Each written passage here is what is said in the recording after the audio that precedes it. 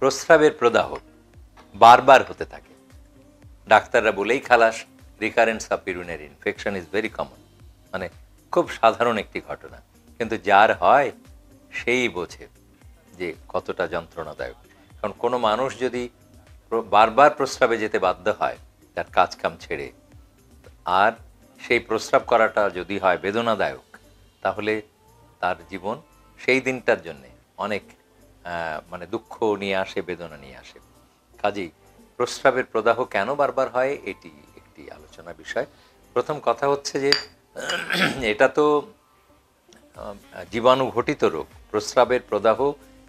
হ্যাঁ, সেই সূত্রে একটু আগে বলে রাখি যে জীবাণু সংক্রমণ ছাড়াও কখনো কখনো প্রস্রাবের প্রদাহ হতে পারে, সেগুলিকে ডাক্তাররা বলবেন ইন্টারস্টিশিয়াল সিস্টাইটিস বা হানার সালসার্স।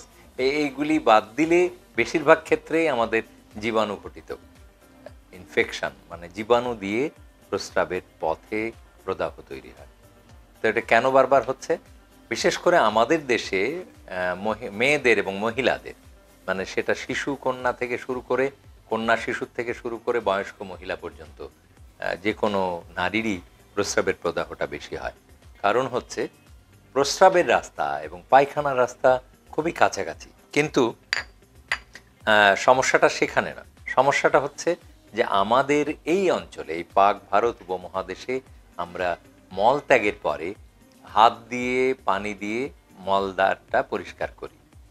এই সময় হাতের সাথে এই মল মিশ্রিত জল বা মল মিশ্রিত পানি সামনের দিকে প্রবাহিত হয়ে সামনের দিকে এসে প্রস্রাবের রাস্তাকে কন্টামিনেটেড বা বিষাক্ত বা ইনফেক্টেড বা দূষিত করে ফেলতে পারে। তো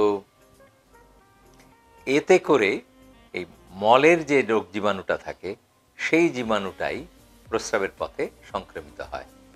এটা হলো এক নম্বর কারণ। আমাদের এই অঞ্চলে, খালি বাংলাদেশ নয়, এই পাক ভারত উপমহাদেশের অঞ্চলে যারা মানে আমরা বলি শৌচ কার্য বা সাধারণ বাংলায় ছুঁচু করা বলে, এই অভ্যাসটা যাদের ভেতরে আছে তাদের সবারই এই সমস্যাটা খুবই প্রকট।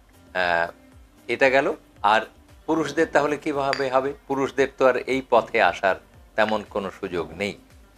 পুরুষদের কিছু মানে খারাপ অভ্যাস থাকে, বিশেষ করে যুবক পুরুষদের। যুবক পুরুষ ছাড়াও আমি এভাবে বলা হয়তো ঠিক হচ্ছে না, যে কোনো বয়সের পুরুষরাই মানে অনিয়ন্ত্রিত যৌন জীবন যাপন করতে পারে। তার মানে স্ত্রী ছাড়াও মানে আমরা যেটাকে বলি যে খারাপ মেয়ে, সেই প্রস্টিটিউশনে যেতে পারে, সেখান থেকে ইনফেকশন আসতে পারে। আর এটা ছাড়াও পুরুষরা সাধারণত যখন বিভিন্ন জায়গায় বাইরে যায় তখন তাদের পানির পরিমাণটা খুবই কমে যেতে পারে। আর এছাড়াও প্রস্রাব আটকে রাখার অভ্যাস হতে পারে। এরকম প্রস্রাব আটকে রাখার অভ্যাস অবশ্য নারী পুরুষ সবার জন্যই সমান অপবাদ বা সমান দোষে দুষ্ট হতে পারে, যে সবার কাছেই প্রস্রাব আটকে রাখার আমাদের দেশের একটা সমস্যা আছে। আর এই সব কারণে প্রস্রাবের ইনফেকশন হতে পারে। পুরুষদের আর একটা কারণ হচ্ছে যে প্রস্রাব স্থিতি হওয়া বা প্রস্রাব আটকে যাওয়া। যেমন কোনো যুবকের ব্লাডার নেই, হাইপারট্রফি হচ্ছে, যেটা মেয়েদের হয় না। যেমন কোনো যুবকের প্রস্টেট হয়তো একটু বড় হয়ে যাচ্ছে অথবা স্ট্রিকচার হচ্ছে। আর বয়স্ক পুরুষদের তো 50 ঊর্ধ্ব পুরুষদের প্রস্টেট বড় হওয়া শুরু হয়ে যায়, ফলে প্রস্রাবের পথে বাধা হয়ে প্রস্রাব খানিকটা আটকে যায়। এর ফলে এই স্থিতি বা এই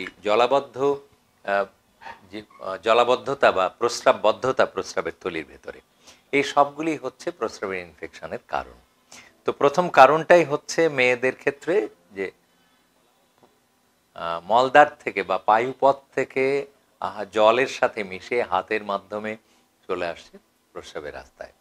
তো এর থেকে পরিত্রাণ কি? প্রথম কথা হচ্ছে যে যখনই আপনি মনে করবেন যে প্রস্রাবের ইনফেকশন, তখনই আপনি প্রস্রাবের অত্যন্ত সাধারণ একটি পরীক্ষা, যেটা আপনার বাড়ির কাছে করা সম্ভব, সেটার নাম আমরা বারবার বলে দিই, routine examination of urine and culture sensitivity.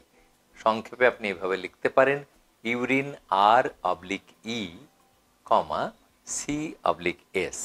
এই পরীক্ষাটা করে নিলেই আপনি বুঝতে পারবেন কোন রোগ জীবাণু দিয়ে আপনি আক্রান্ত হয়েছেন।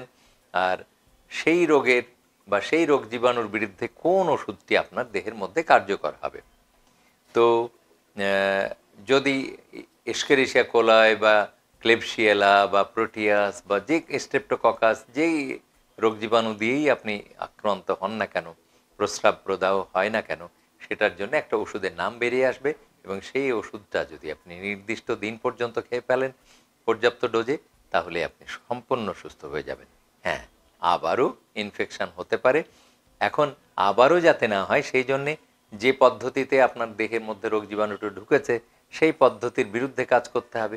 তার মানে আপনি যখন শৌচকার্য করবেন তখন খেয়াল রাখবেন পেছনের পানি যেন সামনের দিকে না আসে, অথবা শৌচকার্যের শেষে সাথে সাথেই সাবান দিয়ে পুরো এলাকাটা পরিষ্কার করে ফেলা, 2-3 বার সাবান দিয়ে, তাহলে অনেকটা সেফলি থাকা যাবে।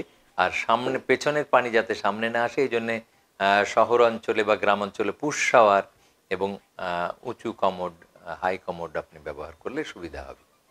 এরপরে আসছে যে পুরুষদের ক্ষেত্রে যে পর্যাপ্ত পরিমাণ পানি এবং অনিয়ন্ত্রিত যৌন জীবন একেবারে নিষিদ্ধ বা হারাম করে দিতে হবে, যে এগুলি আপনার সৃষ্টিকর্তা পছন্দ করেন না, আপনাকে বারবার নিষেধ করা হয়েছে, এইসব জায়গায় যাওয়া যাবে না। আর প্রস্রাব আটকে রাখা যাবে না, বারবার হলেও আপনার যখনই ইচ্ছা হবে তখনই প্রস্রাব ত্যাগ করতে হবে। আর আপনাকে পর্যাপ্ত পানি, যেটুক পানি খেলে আপনার কমপক্ষে 1.5 লিটার প্রস্রাব তৈরি হয় সেই পরিমাণ পানিটা খেতে হবে।